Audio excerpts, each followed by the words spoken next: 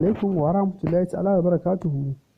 Jama'a barkanmu da safiya da fatan mu waye gari cikin ƙoshin lafiya. Za ku ji cewa muhimman abubuwa guda biyar na jawabin shugaba Muhammad Buhari. Jawabin shugaba Muhammad Buhari na daren Laraba ya zo ne bayan ƙayewar wa'adin kulle tsawon mako biyu kan jihohin Lagos da Ogun da kuma babban birnin tarayya a ƙoƙarin yaƙi da cutar coronavirus. Alƙabulan hukumomin sun ce a ranar Litinin ne 27 ga wata cutar wadda ta shiga jihohi 32 da kuma babban birnin tarayya wato Abuja, wanda a yanzu ta kashe mutum 40. A cikin sabbin matakan da shugaban ƙasar ya bayyana akwai wasu muhimmai kamar haka.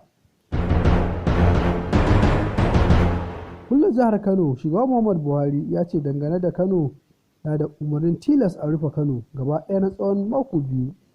Hakan kuma na farawa ne daga nan take. Doka hana fita na dare faɗin ƙasar.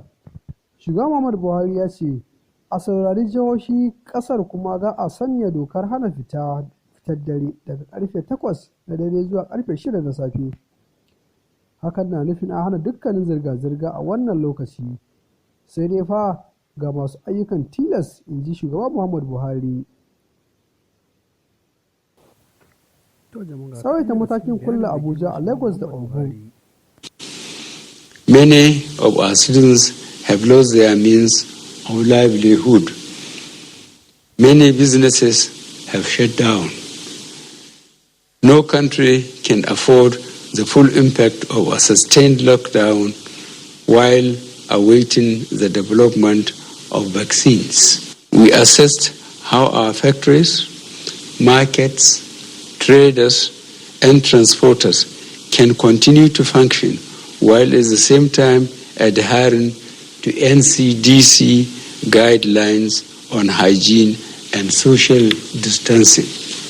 We assessed how our children can continue to learn without compromising their health.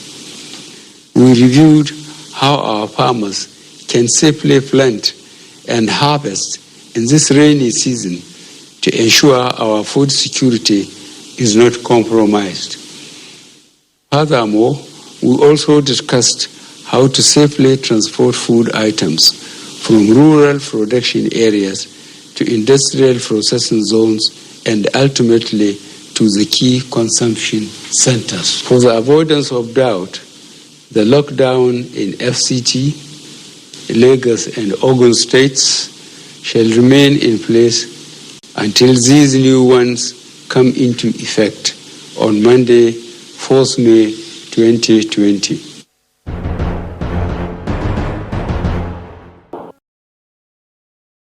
To jama'a, an daga cikin bayanin mai girma Muhammadu Buhari kenan.